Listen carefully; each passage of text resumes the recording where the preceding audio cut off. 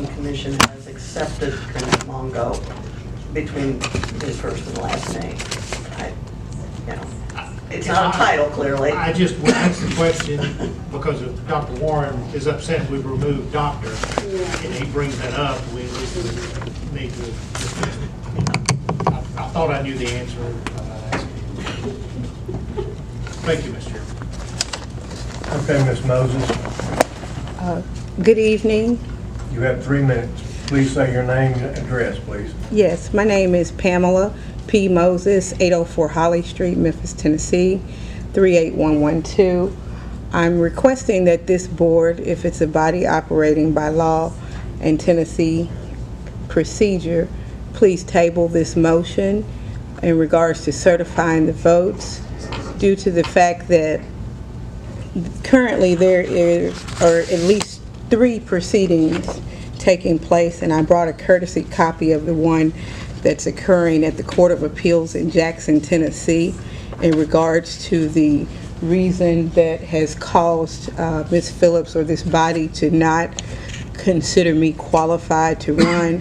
I have met all the requirements prescribed by law, and there are some administrative errors that are precluding me at this time from having an order entered, which also is required by law.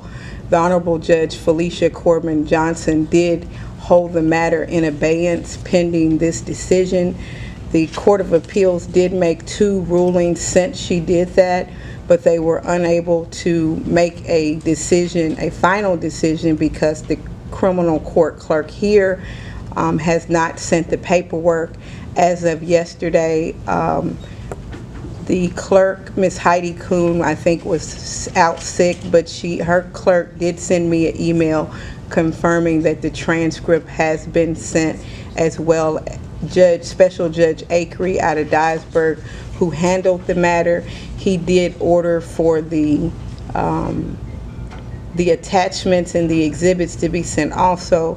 So right now we're waiting on the Court of Appeals to make a final decision, which I expect to be heard within the next 2 weeks. I spoke with the Shelby, not the Shelby County, but the State Election Commission in Nashville, and they assured me that this process could be delayed pending that matter up into the 2nd week of August, or at least prior to the absentee ballots being sent out. So I would ask, not to vote on at least the mayor race until this matter could be disposed properly in accordance to law.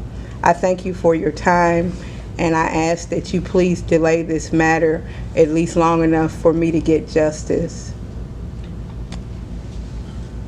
Thank you. Well, I'm going to ask our attorney opinion on this. I don't know. This has never happened that I know of. Well, we've got a matter in court regarding restoration of rights, and but as of the date of filing, and as of this date, Ms. Moses would not be qualified to be on the ballot. So I think what the commission can do is to proceed with the motion as submitted.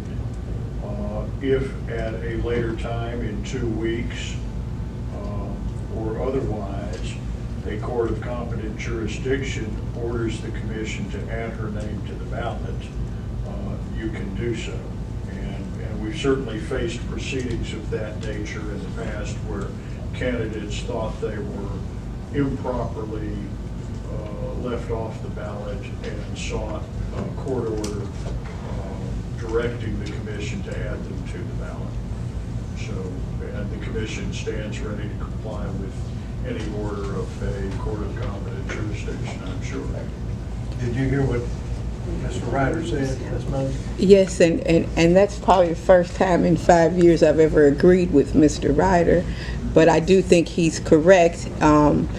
But I don't want to have to file anything in another court. I kind of am tired of courts. That's why I'm trying to get into public office. But I would like to have some type of understanding that once I've received the order that is necessary to make me qualified by law, that this board could just make that happen without me having to file something else in court. That's all I'm asking. Mr. Chairman, I can't give Ms. Moses legal advice on how to understand that. proceed. I can only give the commission advice, which is to proceed with the resolution as presented today. And then if a court at a later time, whether it's the Court of Appeals or some other court, directs this commission otherwise, then the commission can address that court's order. Okay. Commissioner Smith has a question over here. Can you turn that volume? All right, what's your question? Is it possible for us to have the motion? I know that because I'm calling in, I can't vote, but I do have a question.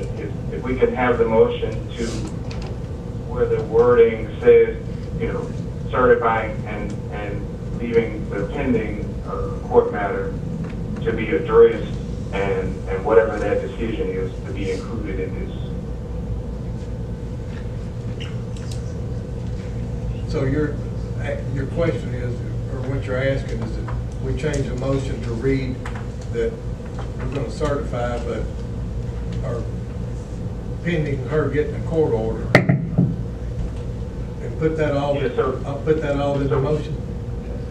Yeah, so we certify it, and then whatever her resolution comes in, if it's rejected, then we certify that it's rejected. If it's approved, then we certify that it's approved. I think what she's trying to prevent is having to force her name on the ballot, force is probably too aggressive, but to have to do something additional to already having met the requirements that she believes she did. Mr. Chairman, along the lines of what Commissioner Smith is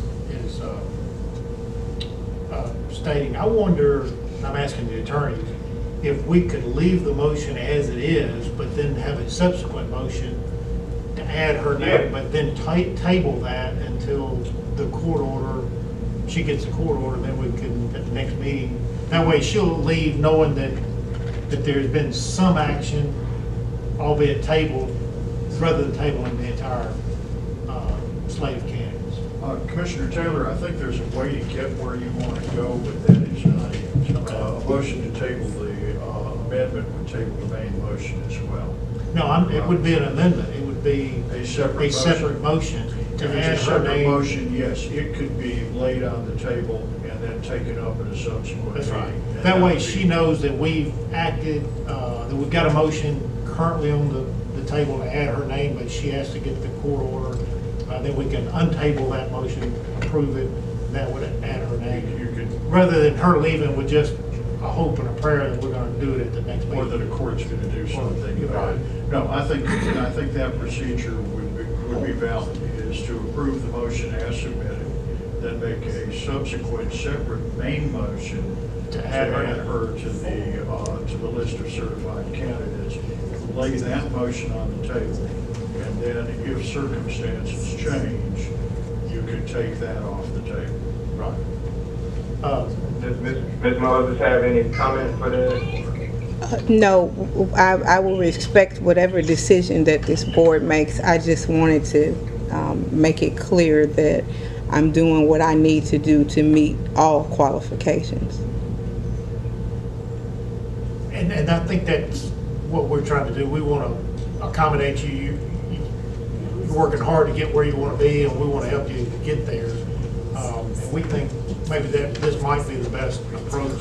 That way, when you leave, you know that we've at least got a motion on the table to add your name to the ballot, rather than leaving wondering if we're going to do anything if you happen to get the court order requiring us to put your name and have to make a motion then. Well, Yes, sir. This is actually an improvement. It would require a court order directing you to add her to the ballot. It simply would require a court order restoring Ms. Moses' rights and restoring her to the condition where she could be on the ballot, and then you can act on your motion. You follow that? Yes, sir. Yes, sir. That's a good point. I think that puts you in a better position. I think it put y'all in a better position because Mr. Ryder, he sees me a court enough. No, I'm just playing. You might start agreeing with him more. Commissioner Smith, did that you had kind of brought that up, that, Yeah, it does, as long as she walks away knowing that, you know, as a body, we are trying to you know, give her her right, which is definitely her right. You know, we do need to proceed with this, but we're not leaving that hanging. I got a question. You got a I can. Or extend beyond the 2 weeks. What after that? There will come a point after which it will become impossible for you to add her name to the ballot because of the logistical problems and the half of ballots that have to go out 45 days before the election. So there is a point at which the failure of the courts to act will in and of itself. Ms. Moses, you can sit down now. Thank you, sir.